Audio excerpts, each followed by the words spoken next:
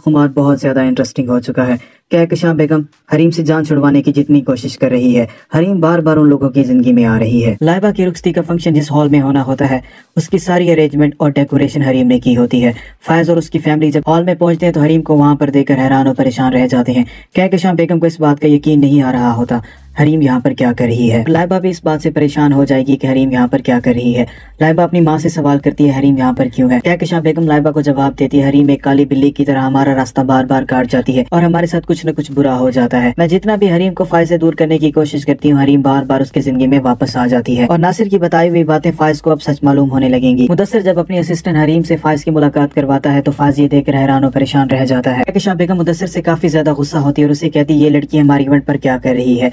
मुदस्सिर कहकशां बेगम को जवाब देता है कि आप मेरे असिस्टेंट से किस तरह बात कर रही है। कहकशां बेगम के साथ भी वही होने वाला है जो उसने अब तक हरीम के साथ किया है। बदनामी और जिल्लत कहकशां बेगम के खानदान की जीनत बनेगी। लाइबा की निकाह की तकरीब चल रही होती है, तभी लाइबा के ससुराल वाले मौलवी साहब से कहते हैं कि मौलवी साहब रुक जाइए, ये निकाह नहीं हो सकता।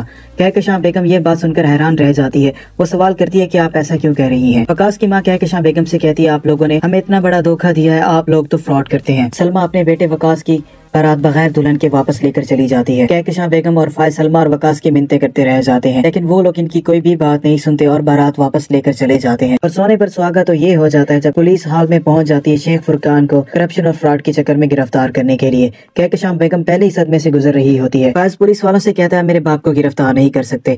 पुलिस वाले फायज को जवाब देते हैं हमारे पास इनकी गिरफ्तारी का वारंट है और हम इनको लेकर जाएंगे। फायज वहाँ पर अपने बाप को बचाने के लिए कुछ भी नहीं कर सकता। पुलिस वाले शेख फुरकान को पकड़ कर ले जाते हैं। कहकशां बेगम के साथ भी वही हुआ जो उसने हरीम के साथ किया था और हरीम वहाँ पर मौजूद होती है और ये मंजर अपनी आंखों से देख रही होती है। दुनिया मकाफात अमल है, जैसा आप दूसरों के साथ करते हैं आपके साथ भी वैसा ही होता है और कहकशां बेगम के साथ भी वही हो रहा है।